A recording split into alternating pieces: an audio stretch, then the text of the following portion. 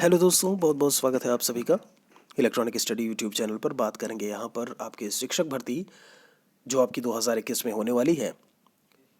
आप साइंस का यहाँ पर जो वन लाइनर मैं बात कर रहा था वहाँ से आप तैयार कर सकते हो। ये नेक्स्ट पार्ट है हमारा। यहाँ पर ह्यूमन बॉडी को लेकर के आज हम बात करेंगे। आपकी सिलेबस के अकॉर्डिंग हम चल रहे हैं। सबसे पहला सवाल यहाँ पर लिखा हुआ है कि हमारे शरीर का अधिकतम भार किससे बना है? तो जल से बना है। यहाँ पर आगे कहते हैं कि एक वयस्क मानव शरीर में जल का प्रतिशत कितना होता है। आप 70% जल देखते हो, आप कितना, लगभग 70% जल की बात करते हो। यहाँ 65 है, आप 70% याद रखिएगा, ठीक है। वयस्क मानव में होती हैं कितनी अस्थियाँ देखने को मिलती हैं? 206 बोन्स देखने को मिलती हैं। वहीं जब आप बात करते हो कि जब बच्चे छोटे होते हैं तो 300 से 350 के बीच में अस्थियों की संख्या देखने को मिलती है। आगे है इसमें मानव शरीर की सबसे छोटी हड्डी कौन सी है, या सबसे छोटी अस्थि की जब आप बात करते हो इसे हम स्टेपीज बोलते हैं। ध्यान रखिएगा, ये स्टेपीज करके होता है और ये मध्य कर्ण में मिडिल ईयर में पाई जाती है। जो आपका कान होता है ना, बीच वाला, मध्य मतलब अपर लोअर और मध्य करके आप डिवाइड करते हो, ठीक है। मिडिल, तो मिडिल ईयर में आपको देखने को मिलेगी। शरीर की सबसे लघुत्तम हड्डी जो है वो कान में होती है। तो आपसे ऐसे भी पूछा जा सकता है कि सबसे छोटी हड्डी, तो स्टेपीज और बाकी सारे आपका फीमर और बाकी सारे ऑप्शंस दे दिए। या फिर ऐसे दे सकते हैं कि कान में हड्डी पाई जाती है, जांघ में पाई जाती है, आपकी हाथ में है, कहाँ पे है। ओके, आगे मनुष्य की खोपड़ी में कुल अस्थियों की संख्या कितनी होती है? तो वो संख्या जो है आप यहाँ पर दिख नहीं रहा है, वो संख्या जो है वो 22 है। आगे इसमें लिखा है कि मनुष्य के शरीर में पसलियों के कितने जोड़े होते हैं? तो जोड़े जो है वो 12 देखने को मिलते हैं। आगे है कि मनुष्य के शरीर में पैर की हड्डी जो है वो ठोस प्रकार की हड्डी होती है। ये चीज़ आपको यहाँ से भी ध्यान रखने की ज़रूरत है। आगे कहते हैं कि जब आप आर्थोप्लास्टी की बात करते हैं, आर्थोप्लास्टी करके आप इसे बोलते हो। शल्य चिकित्सा में सर्जरी की जब बात होती है तो आर्थोप्लास्टी का क्या मतलब है? कहते हैं क्या है? तो कूल्हे के जोड़ का जो प्रतिस्थापन होता है, यानी कि हिप जॉइंट रिप्लेसमेंट सर्जरी में, उसे हम आर्थोप्लास्टी कहते हैं। आगे है इसमें कशेरुक करके लिखा है, स्पाइनल कॉर्ड में से कितनी जोड़ियां तंत्रिका निकलती हैं? तो वो हुए हैं आपकी, उनकी संख्या जो है वो 31 है। एक स्वस्थ मनुष्य एक दिन में कितनी मात्रा में पेशाब करता है? यहाँ पर यूरिन के अमाउंट को लेकर के कितना कुछ है वो बताया गया है। तो 1.5 लीटर, ध्यान रखिएगा, 1.5 लीटर है ये प्रत्यस्थ, यानी कि जो इलास्टिक ऊतक यानी कि टिश्यूज़ जो हड्डियों को एक साथ पकड़े रहते हैं उन्हें हम स्नायु या लिगामेंट बोलते हैं। जब आप हाथ को बात करते हो, जहाँ से आप हाथ को मोड़ रहे होते हो, घुमा रहे होते हो, हाथ को ले लो, आपने हाथ को जहाँ से मोड़ा वहाँ पर ये प्रत्यस्थ या इलास्टिक होती है। जैसे आप इलास्टिक कोई चीज़ है तो आप उसको खींच सकते हो, आप उसको मोड़ सकते हो, बिल्कुल वैसा ही। तो ये जो हड्डियाँ देखने को मिलती हैं, जो हड्डियों को, माफ़ी चाहेंगे, ये हड्डियों को क्या करती हैं? पकड़ बनाए रखती हैं। इलास्टिक उसका माहौल बनाने का, या बोलो इनका नेचर जो है इलास्टिक होता है, जिससे कोई इजीली मूवमेंट कर सकें। और ये जो है उन्हें हम स्नायु या लिगामेंट बोलते हैं। दांतों पर जमी परतें बनी होती हैं, भोजन के कण हैं, थूक है, आपके मुख अम्ल और बैक्टीरिया से, ध्यान दीजिएगा, दांतों पर जमी परतें बनी रहती हैं। जो आपको परत देखने को मिलती है वो इन सभी चीज़ों के कारण जो है वो आपको देखने को मिलती हैं। आगे है, नाखून काटते समय दर्द नहीं होता है, रीज़न क्या है? आप नाखून काटते हो, दर्द नहीं होता। नाखून मृत कोशिकाओं के द्रव्य द्वारा बने होते हैं जिनमें रक्त संचरण नहीं होता। एक चीज़ का विशेष ध्यान रखिएगा, क्योंकि ब्लड का सर्कुलेशन नहीं होता। अगर ब्लड सर्कुलेट नहीं करेगा, ध्यान दीजिए, अगर ब्लड सर्कुलेट नहीं करेगा तो आप अगर उस चीज़ को काटोगे भी तो वहाँ पर दर्द नहीं होने वाला। चूँकि डेड सेल्स से बने हुए होते हैं पूरी तरीके से जो नाखून है, ब्लड सर्कुलेट नहीं करता है और इसीलिए जब हम नाखून को काटते हैं तो दर्द नहीं होता। अस्थि एवं दांत निर्माण हेतु किसकी आवश्यकता होती है? जब आप बोन्स की बात करते हो या फिर टीथ फॉर्मेशन में किसकी ज़रूरत होती है? तो कैल्शियम और फॉस्फोरस की ज़रूरत होती है। मनुष्य के जीवन काल में कितने दांत 2 बार विकसित होते हैं? सीडीपी का भी बहुत इंपॉर्टेंट क्वेश्चन है आपका ये। 20, ध्यान दीजिएगा, मोस्ट इंपॉर्टेंट क्वेश्चन है। आगे है, हमारे शरीर का सबसे दृढ़ भाग दंतवल्क करके होता है, जिसे इनैमल बोलते हैं हम। क्या बोलते हो आप? इनैमल, इनैमल करके आप इसे बोल देते हो। ये चीज़ ध्यान रखिएगा, दांतों में ही आपको देखने को मिलेगा, ये दंत वल्क करके लिखा है। रिफ्लेक्स एक्शन यानी कि प्रतिवर्ती क्रियाओं का नियंत्रण केंद्र कहाँ पर होता है?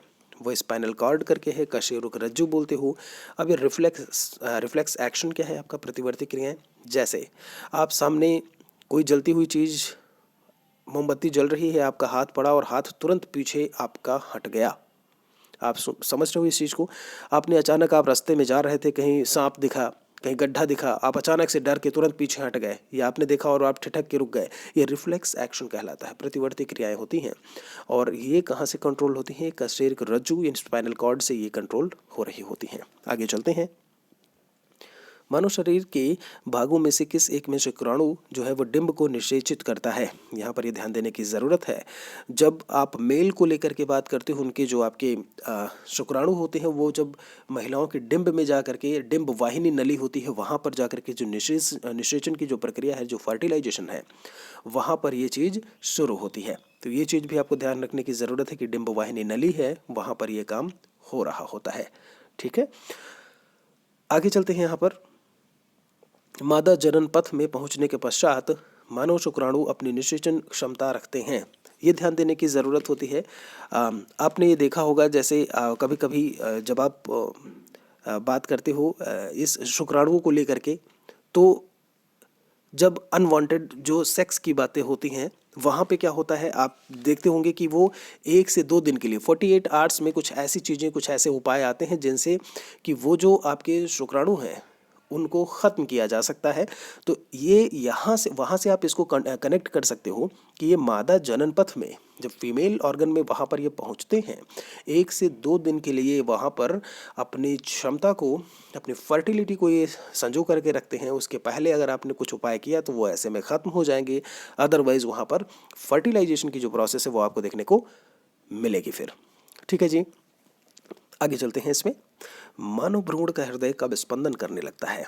ये हार्ट बीट को लेकर के बात की है, तो अपने परिवर्धन के 4th सप्ताह में। मतलब कहने का ये है, बालक जब बढ़ रहा होता है तो 4थे सप्ताह में जो हृदय है वो हार्ट बीट करने लगता है। आप समझ रहे हो कि नहीं? वो स्पंदन करने लगता है। कौन सी कला परिवर्धनशील भ्रूण की शुष्कन की रक्षा करती है? तो ओल्व या एमनियन करके बोलते हैं इसे। रेस्पिरेशन या रेस्पिरेशन प्रोसेस, जो भी आप कह लो, रेस्पिरेशन, इस क्रिया में वायु के कौन से घटक की मात्रा में कोई परिवर्तन नहीं होता? नाइट्रोजन की मात्रा में कोई चेंज देखने को नहीं मिलेगा। औसतन कितनी बार एक स्वस्थ मनुष्य का हृदय धड़कता है? तो वो है 72 टाइम्स। रक्त क्या होता है? एक तरल संयोजी ऊतक। यहाँ केवल संयोजी लिखा है, आप तरल भी ज़रूर जोड़िए। क्या करना है आपको? आप तरल भी ज़रूर जोड़िए। एक फ्लूइड टिश्यू होता है आपका, फ्लूइड कनेक्टिव टिश्यू होता है। क्या है? Fluid connective tissue. हीमोग्लोबिन मानव रक्त में पाया जाने वाला एक पदार्थ होता है, जिसी के कारण, और इसी के कारण जो ब्लड है उसका जो कलर है वो रेड होता है। सवाल पूछा गया है। ठीक है, कार्य क्या है? ऑक्सीजन का परिवहन करना, यानी कि सर्कुलेशन ऑफ ऑक्सीजन, ये काम करता है जो है हीमोग्लोबिन। किसी प्राणी के जीवद्रव्य में हीमोग्लोबिन का विलय हो जाता है, देखने को नहीं मिलता, ऐसे में वो केंचुआ है। रक्त में लाल रंग का कारण हीमोग्लोबिन। आगे है, रक्त जो है वो शरीर में क्या कार्य करता है? तो सारे जो पूरा फुल बॉडी है उसमें ऑक्सीजन को सर्कुलेट करने का काम होल बॉडी में, फुल बॉडी नहीं, होल बॉडी बोलेंगे ऐसे में, होल बॉडी में ऑक्सीजन को सर्कुलेट करने का काम जो है वो होता है रक्त का। आगे है, मनुष्य का औसत रक्तचाप, यानी कि जो एक नॉर्मल ब्लड प्रेशर होता है वो कितना होता है? 120/80। ध्यान रखिएगा, 120/80 ये normal blood pressure. Most important question है आपका ये। आगे चलते हैं, और ये भी ध्यान रखिएगा, मोस्ट इंपॉर्टेंट है। लाल रंग किसके कारण होता है? रक्त दाब का मापक यंत्र कौन सा है? तो जो ब्लड प्रेशर होता है उसे जो हम मेज़र करते हैं वो है स्फिग्मोमैनोमीटर। क्या है? स्फिग्मोमैनोमीटर। आगे है, जब एक व्यक्ति वृद्ध हो जाता है तो सामान्यतः उसके रक्त का दाब, जो ब्लड प्रेशर, हाई हो जाता है, यहाँ पर बढ़ जाता है, आप देख पा रहे होंगे।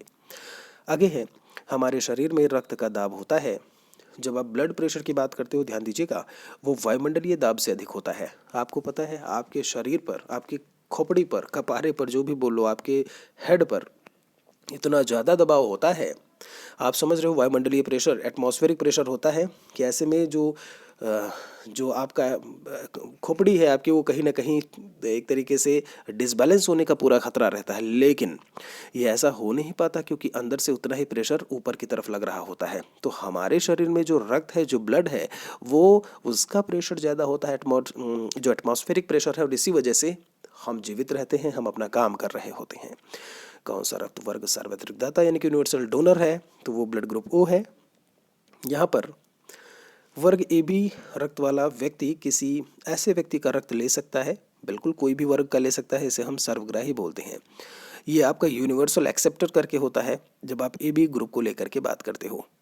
यहाँ पर है अज्ञात रुधिर वर्ग का एक व्यक्ति गंभीर दुर्घटना रूप से दुर्घटनाग्रस्त हो जाता है, तुरंत ब्लड ट्रांसफ्यूजन की ज़रूरत पड़ती है। अस्पताल में आसानी से उपलब्ध रुधिर वर्गों में से किस एक रक्त का आदान करने का उपयोग। देखो यहाँ पे क्या है, चूंकि किसी का एक्सीडेंट हुआ, तुरंत आपको तुरंत ब्लड ट्रांसफ्यूजन करना है, मतलब रक्त देना है उसे। तो अब ऐसे में पहचानो कि भाई इसका ब्लड ग्रुप क्या है, क्या चढ़ाया जाए क्या नहीं चढ़ाया जाए। ऐसे में हो सकता है लेट हो जाए, ठीक है, हमको तुरंत इमरजेंसी की तरीके से उसे ट्रीट करना है ऐसे में। तो उस समय हम ओ ब्लड ग्रुप और RH माइनस का जो होता है वो हम वहाँ पर ब्लड को दे रहे होते हैं, क्योंकि वो यूनिवर्सल डोनर की तरीके से काम करता है, ठीक है। रक्त समूह की खोज किसने की थी? कार्ल लैंडस्टीनर हैं। RH कारक का नाम संबंधित है तो रीसस मंकी करके था, वहाँ से आपका ये रिलेट करता है जो RH कारक लिखा हुआ है। बड़ा अच्छा सा क्वेश्चन यहाँ पर लिखा है, एक आप देख पा रहे होंगे कि एक विवाहित दंपत्ति ने एक बालक को गोद लिया। इसके कुछ वर्ष उपरांत उन्हें जुड़वा पुत्र पैदा हुए। दंपत्ति में एक का रक्त वर्ग ए बी पॉजिटिव है, दूसरे का ओ नेगेटिव है।